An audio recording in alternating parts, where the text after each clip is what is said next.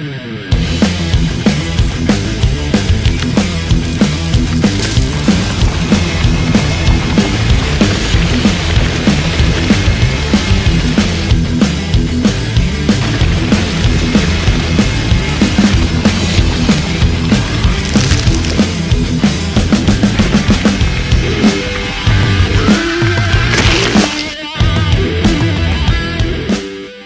to Let's Talk 716 Sports.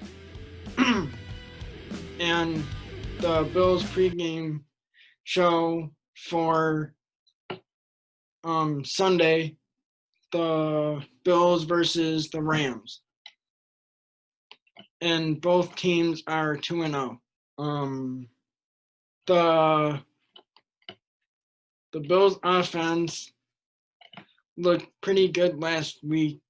And Josh Allen threw a deep ball to John Brown, and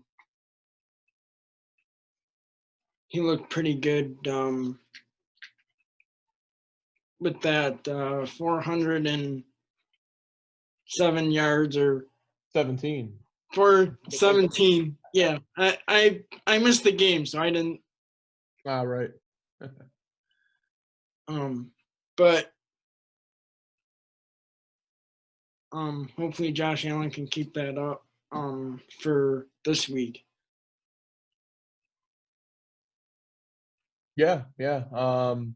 Just kind of a brief recap, I guess, or not a recap, but just a hash or a prelim to the game from last week, referring to how it correlates this week.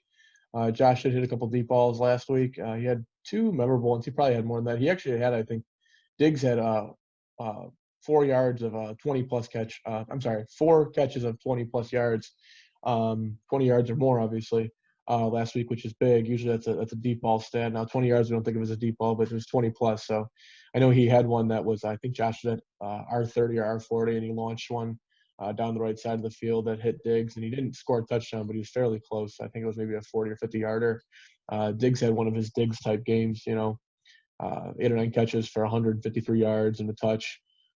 John Brown likewise had another good stat line. I believe it was 7 or 8 catches for 80 yards and a touch or something or other like that. And he had that deep ball, and it was actually kind of cool, that deep ball that we saw last week from Josh, because not only did he miss the play before that, there was like some sort of miscommunication between Josh and Smokey. Smoke, and looks like Smoke ran one way, Josh threw the ball the other way. They knew it was a miss. And then what I thought was almost funny and dominant at the same time was that they ran the exact same play and the exact same route, it looked like. At least it looked like that. And he hit him for a touchdown. And just to show the ability that, number one, Josh can make that throw on the second shot in a perfect place where he needs to be, where John Brown can just step into the end zone. And number two, that John Brown can run the exact same route the next play and still burn 2 defenders on that play. Says something about John Brown's talent and how good of a second wide receiver or a number 2 wide receiver we have. So, going forward, I think this game's going to be a little bit different. We're going to need to do some of the same things, but it's going to be a little bit different just regarding the way that we attack the Rams defense, being that their personnel is different. Not that their defense is really all that much better than the Dolphins, in my opinion, personnel-wise, just because, Brian Flores and how they run the defense down in Miami. Some of the guys we know, Shaq Lawson, they run a pretty tight ship there, and obviously the Bills' offense was a little bit too much for them last week, but we will have to attack the Rams a little bit differently, and I'm going to give some insight on that today. However, if you want to start off, Robbie, by talking about just what, we should expect to see from the Bills' offense versus the Rams' defense. And last week, that new guy got a touchdown too. Yeah, I drafted him in my fantasy league in the second last round in almost every league. Start him there. What was his name? Gabe Davis. Well, it's Gabriel Davis, but Gabe Davis, yeah. 4th rounder out of, I believe it was I could get this wrong, but I believe it was UCF. And Beasley made a good play last week. He had a handful of them, his usual Beasley swagger style. He seemed to produce and still contribute to the team. regardless of what his role is. And I think it'll be different from week to week. But last week, he definitely helped us get the W. And who's that tight end? For which team? For Couldn't be ours because our tight ends didn't do very much last week. Well, we had okay. I think I know what you're talking about. Reggie Gilliam. He had his first touchdown. Yeah, Reggie Gilliam. That was his name. Yeah, he actually, and the funny thing is, I'm happy. He's a big success story. I didn't expect him to make the team because I believe he was, I don't know, he was a UDFA, I believe, and he also was a fullback, so he was competing with DeMarco. Obviously until Patty got hurt, but he was a fullback and he converted the tight end, and he made a pretty nice catch on a ball that was not exactly catchable, not Josh's fault, but very similar to kind of similar to the pass that that Patty Mahomes had to D-Rob, Demarcus Robinson, in the 4 o'clock game last week. Just a little bit off balance, but I think Gilliam felt that was going to be his first touchdown. He needed to make a play, and then the kid showed up and made a play, so I was happy for him. Yeah. So it's cool to see a kid get his first touchdown, especially when you're playing you're not even just playing football, you're playing professional football in a sport that's incredibly tough to learn. Just ask Christian Wade, and you're going to get your first touchdown in the first game about 3 to 4 weeks after you switch up positions from fullback to a blocking and receiving tight end. So that was cool to see. What else do you think about the Bills' offense and what they need to do against the Rams this week? Like try to get the ball to Diggs as much as you can. In John Brown. Yeah, I tend to differ on that opinion. Obviously, I'd love to have that be the case. I just don't see that being the case because, in my opinion, we're going up against the best man best man cornerback in football, in Jalen Ramsey. He's a huge trash talker. We all remember that a couple years ago when he called Josh trash. We saw that worked out for him. He lost the game, and he looked like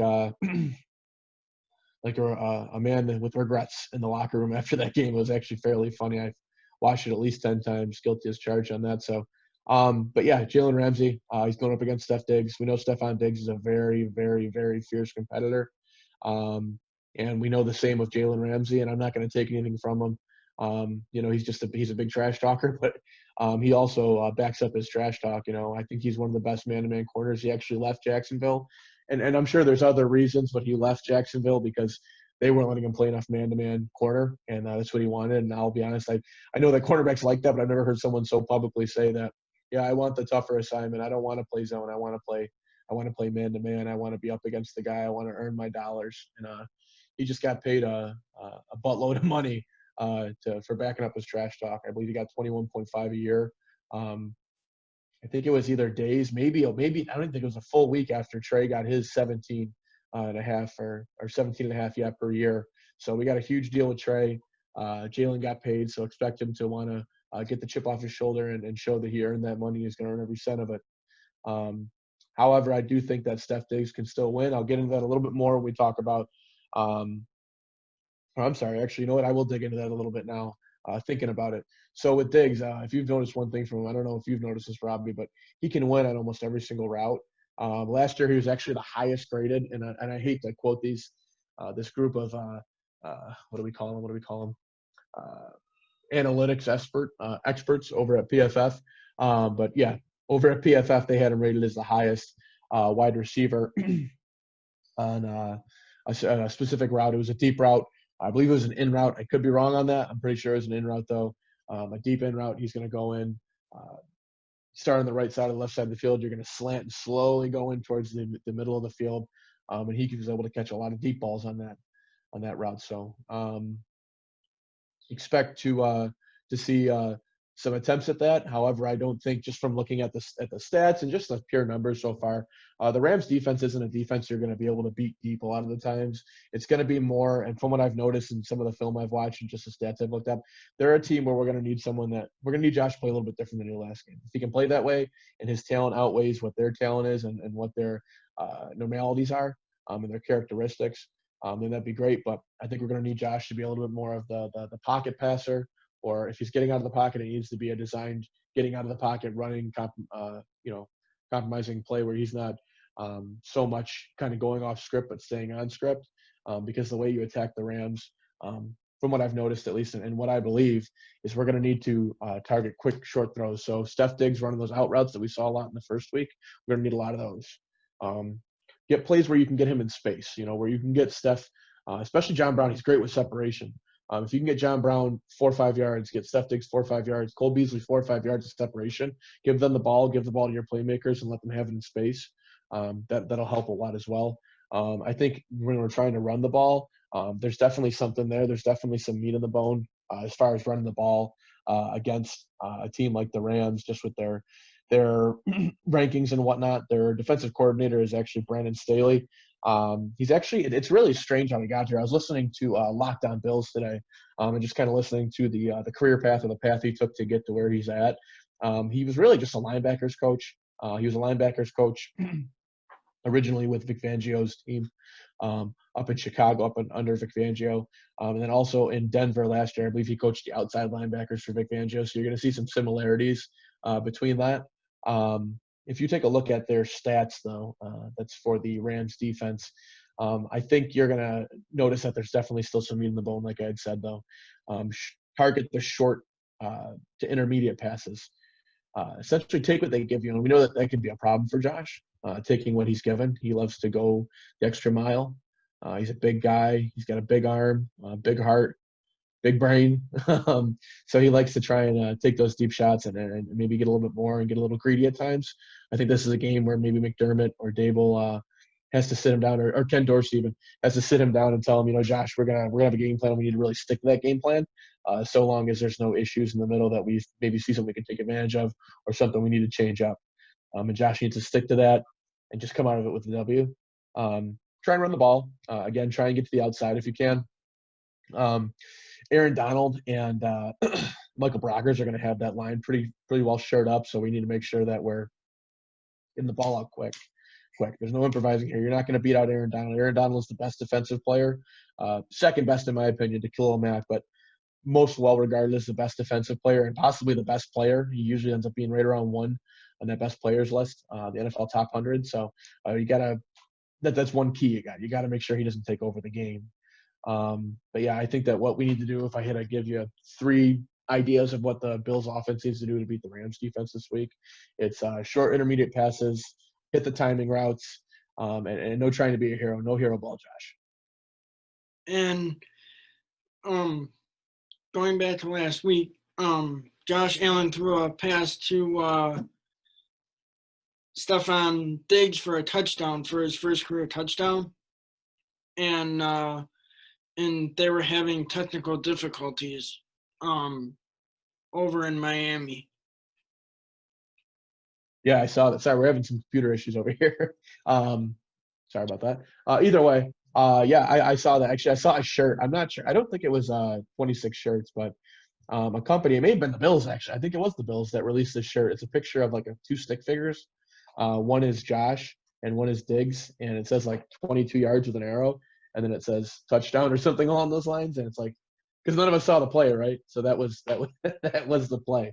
I think the play is available. It is available. Yeah, I've seen the play actually. It just wasn't able to be broadcasted because of the power outage CBS was having. That was awful. I was incredibly angry that we missed any of that game because we get 3 hours every week, Robbie, to watch Bills football, and we can talk about it for the rest of the week. But why do you interrupt that? There's nothing you can do. It's 2020, and we have everything else under the sun. We got cars, Teslas that are electric cars that don't take any gas and can drive us from A to B without us even putting our hands on the steering wheel. But we can't stop the power. We don't have a generator to keep the game going for the thousands of Bills Mafia that's trying to watch the game. So, yeah. And then they had like a thunderstorm there too, or something. Oh my God, it wasn't ending. I was waiting for something else to happen. I was waiting for Josh Allen's arm to fall off or his leg to fall off or something to happen to continue to slow down the game, or I don't know, Ray Finkel to come sweeping in from a helicopter and miss a kick wide left or wide right. But yeah, we got the rest of the game. We got the W.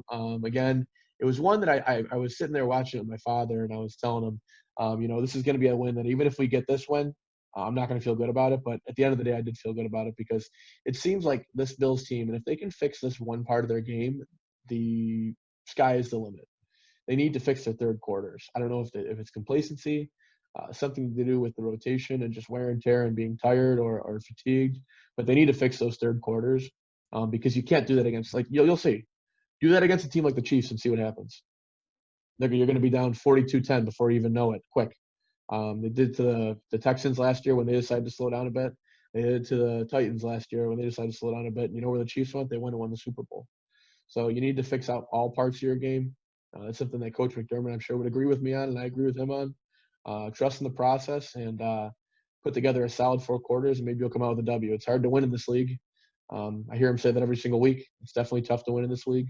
It's tough to win in Pop Warner. It's tough to win anything in life. So you got to work hard for it, put in an honest day's work, and work all 60 minutes as hard as you can, regardless of what the score is, how down you are or how up you are.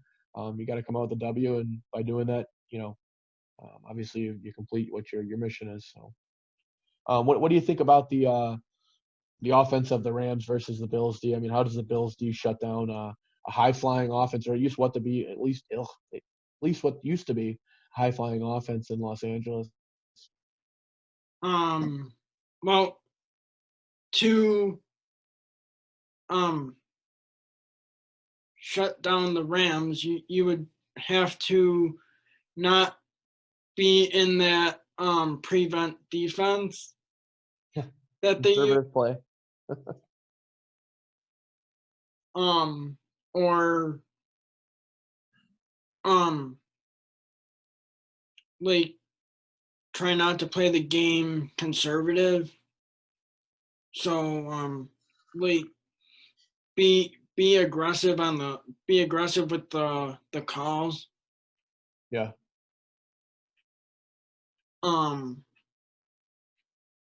And like try to send like 4 guys after the quarterback if you To get can. solid. So you're saying to get a solid natural pass rush, rather than sending in blitzers. I'm for that too. That's something that Yeah. I actually wrote down in my notes here, was that we need to get a natural pass rush from the 4-man up front. We need to get a 4-man pass rush. And with the guys that are on that line here, Big Harry Phillips, Big Ed Oliver, Mario Addison, who has, by the way, I don't know if anybody's noticed this, he's got 2 sacks in 2 games. The guy's never averaged less than 9.5 sacks a year for the last 4 years. So expect that to continue. Hopefully, he can get the 3rd one here and get 3 sacks in a row in 3 games, and maybe he'll run after that record that franchise record that Zoe set back a couple of years ago, back in I think it was 2016, when he had a sack for like every game for the first 8 or 9 games or something crazy like that. But hopefully, he can chase that down. And then you got Jerry on the other side. And Jerry's looking good this year, man. I really like him. I think he had a sack last week, maybe even the week before, or maybe it was a forced fumble or a couple tackles for loss, something or other. I didn't look up the stat, unfortunately, but Jerry's looking good. He's getting held at it. Jerry's doing his job, man, because he's been getting held in every single play for years. And I've been watching him. I've been hearing it, and I see it every single week, at least once or twice. It's just how aggressive and how quick and how fast he is with that, the punch and the swipe moves. Be able to get around those blockers and those tight ends and fight them off and get to the quarterback, or at least get to the play. Ed had a wonderful play, and I think if he can play with this every single week, he's a sure-in for a Pro Bowl and possibly an All-Pro if he can keep getting the stats up this year. He had a play against Fitz last week where he actually was knocked down in the backfield, right? So Fitz is in the pocket. He steps up in the pocket. Ed's on the ground in the backfield. Ed gets up and crawls, and he got to his feet, but he crawled and got to his feet and brung Fitz down for that. I think it was like a half-yard loss, but he got a sack on that play. And that's the kind of plays that you're going to see from a Sean McDermott defense. That's just the kind of character you're going to see from a Sean McDermott defense, is something like that. So I was excited about that. But, yeah, a natural pass rush is going to be big. We definitely need Milano and Edmonds to play this week as well. It looks like Milano was a full participant today, I believe.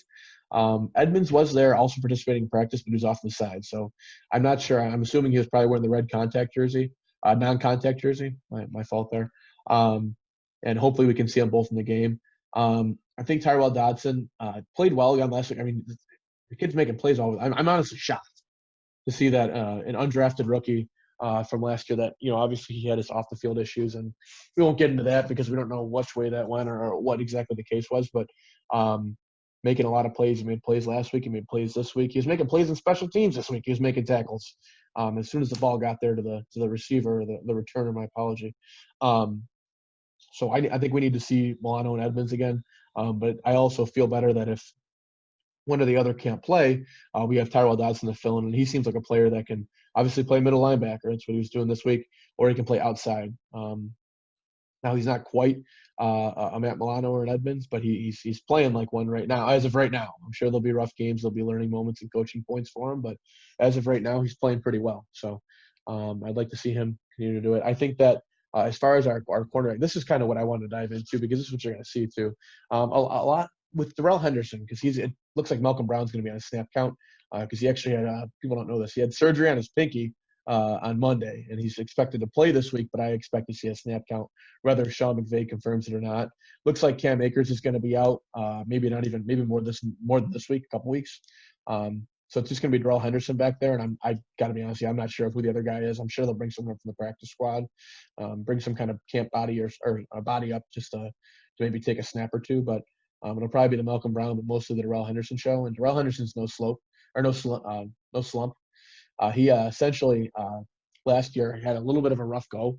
I remember seeing that last year. A lot of people drafted him really high. I was one of them in fantasy because I expected him to play well, because he was averaging like 9 or 10 yards a carry at Memphis over a 2-year career, and I did an absurd amount of touchdowns and an absurd amount of yards, like a couple thousand yards, like 2,000 yards one of the years, and like almost 2,000 yards the year before that. It was absurd. But yeah, he didn't play very well last year. He didn't look quite too flashy. He had those flash plays, but nothing that was consistent. However, last week, he had 12 carries for, I believe it was 81 or 83 yards. So he's averaging just right around 6 to 7 yards a carry last week. Expect to see him they want to get him out in space. He's a guy that's got some decent contact balance.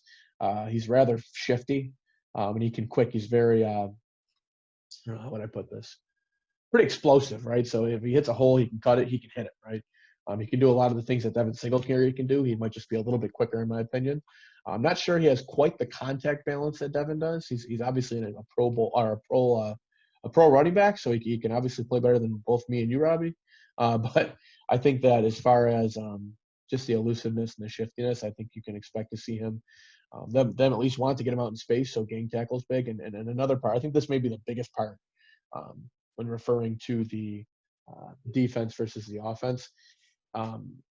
The Rams don't really live and die on the deep ball. They live and die on getting their guys in space and getting blockers out in front. So, like, watch the screen passes.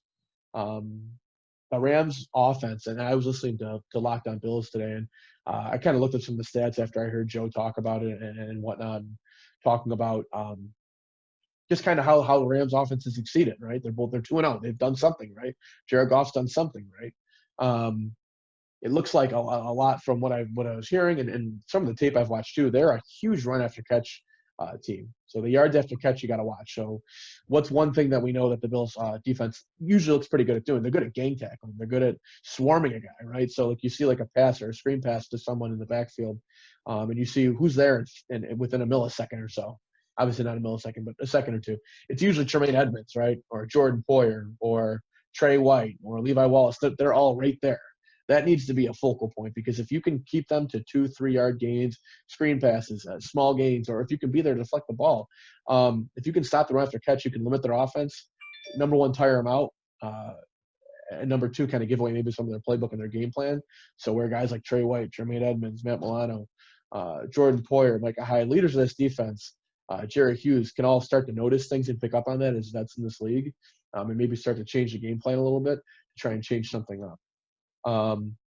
Another thing I want to go over too, and this was just speaking more to the pass rush, I meant to mention earlier. So if you look at Jared Goff, he'll be playing a lot better. He's kind of bad. He's always been good.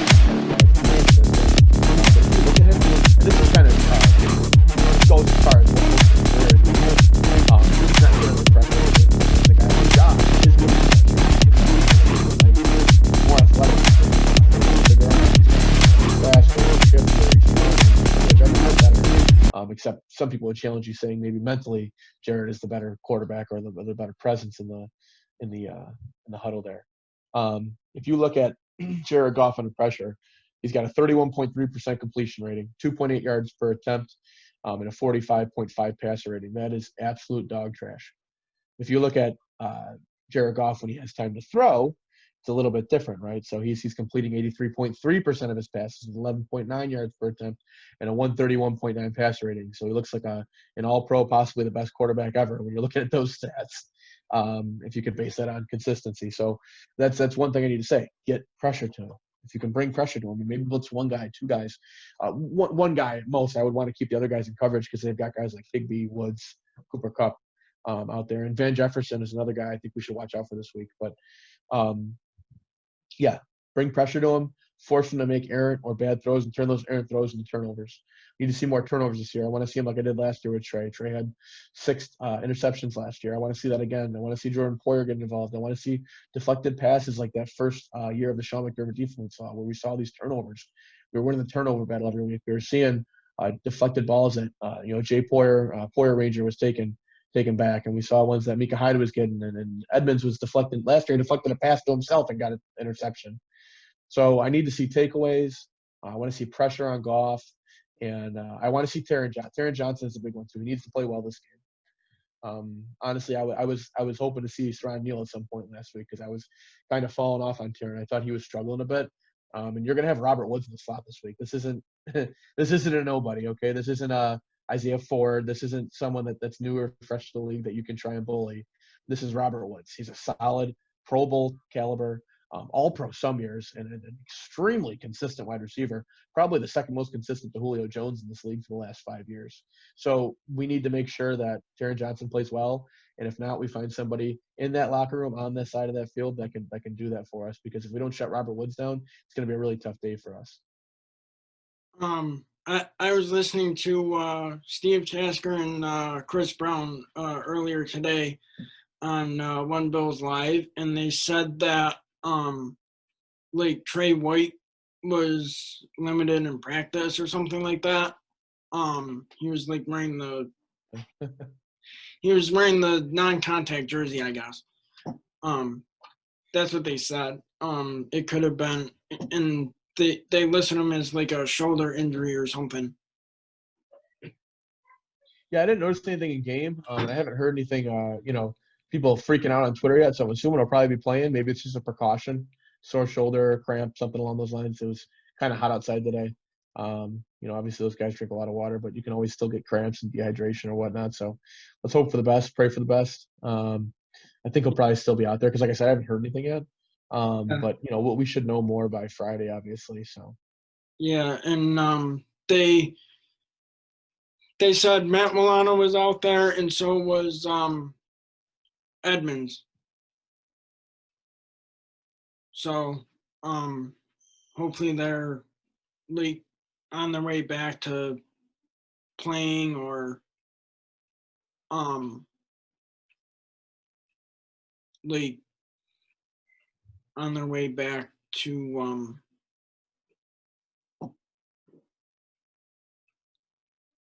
being full health.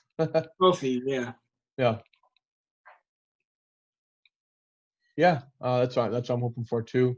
Let's try and get into some keys of the game here. I think I've went over almost all of them, but I'll rehash them and kind of go over them again. Why don't you give me give me 3 keys to the game. I'll do 3 keys to the game, and we'll go from there. If you got more, obviously give them up. Keys to the game.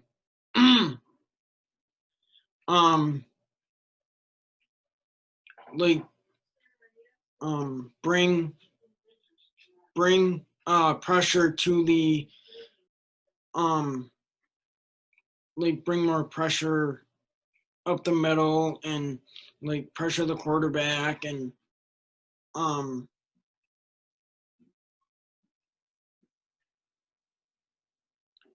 like if you don't have a receiver open, throw it out of bounds.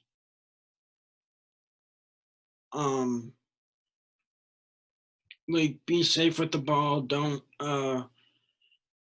like throw any passes that aren't there. Yeah. And don't force anything. yeah, don't force it. And if you can, and if you can,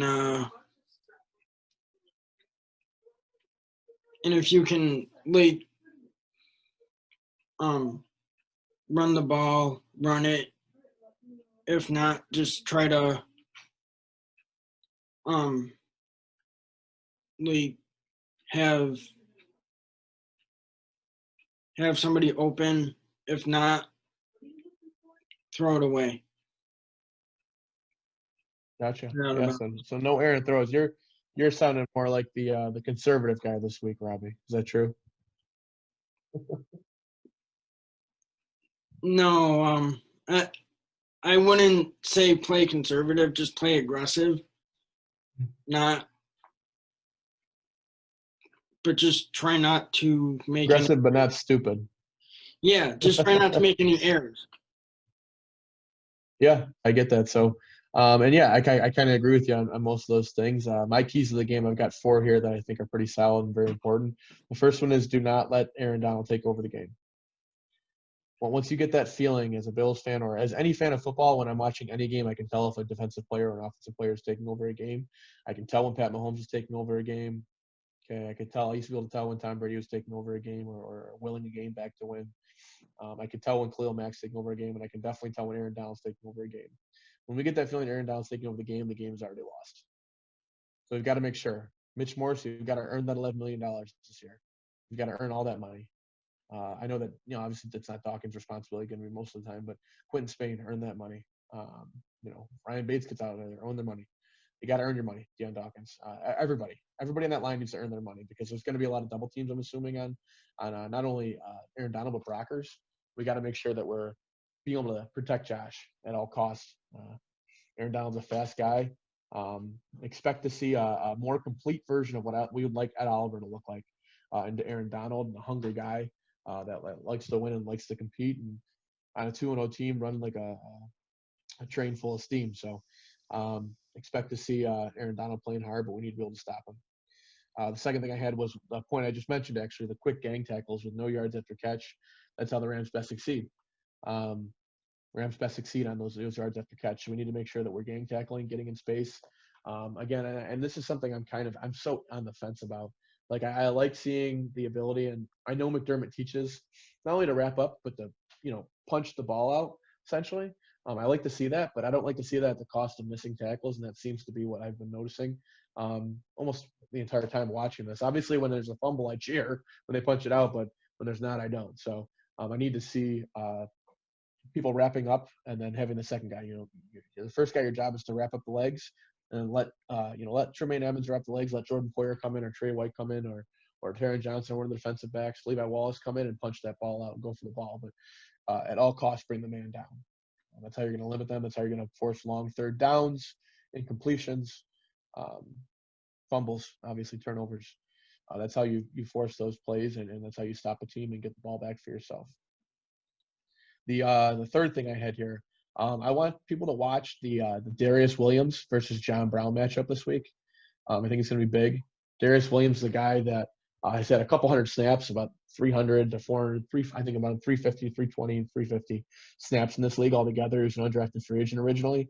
He's played fairly well, but he's still fairly inexperienced. John Brown is a seasoned vet who has shown great consistency over the last, I don't know what's he been here for, 19 weeks, 20 including the playoffs, 20 weeks of consistency. I think last year he had that at least 5 catches for 50 yards for however many games in the year. I remember because I had him on my fantasy team when he was Mr. Consistent.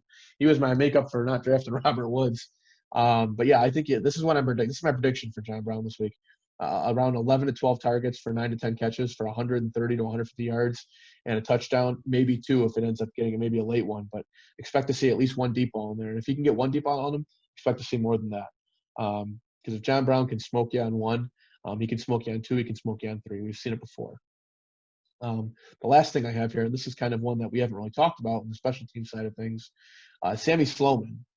Okay, he's a rookie 7th-round kicker that the Rams have starting for them. Now, I'm not sure exactly how. I don't think he's played very poorly at all. I think he's actually been fairly decent compared to some other kickers in the league so far this year. He's a 7th-round kicker, though. So one thing I put down, and why I say that, force field goal attempts that are of 40 yards plus, okay? 40 yards plus. I'm sure there'll be some wind at the Ralph. It'll even be a little bit chilly. That ball's going to be a little bit harder than it usually is. Meaning, and what I mean by forcing the 40-yard plus, do not give up. We've all seen it, the 3rd and 15. We saw it last week a couple times, 3rd and 15, 3rd and 20, where the Bills give up, it's 3rd, 15, 3rd and 20, so we can give up 10. No, don't give up 10. Don't give up anything. Play that 3rd and 15 like it's a 3rd and 1. Play that 3rd and 15 like it's a 4th and 1, like it's a 3rd and 5. You don't want them to get a single yard, because the farther back you can force a field goal for a rookie kicker, especially a 7th-round rookie kicker, and I believe it was the 4th or 5th kicker taken in the draft, the better chance he has of shanking it wide right, wide left, or just short, or maybe just a little too high. So if we can force people to miss points, if they miss a field goal or two, that's 6 points right there that we don't have to make up. At 6 points, we have to figure out how to score on Aaron Donald and Jalen Ramsey, and Michael Brockers. So those are my points of the game. If we can do even 3 of those 4 things, I think we got a good shot at winning. You want to dive a little bit into the predictions now? And, get them by their legs. Don't try to, go down by their feet. Don't try to grab them, up top or whatever, because then they could just slip away and get the yards. That's something we've seen. Or stretch the ball out to get a first down. Yeah, of course. I agree with that wholeheartedly. What's your prediction for this week? We'll leave the folks off here for the week with your prediction. My prediction is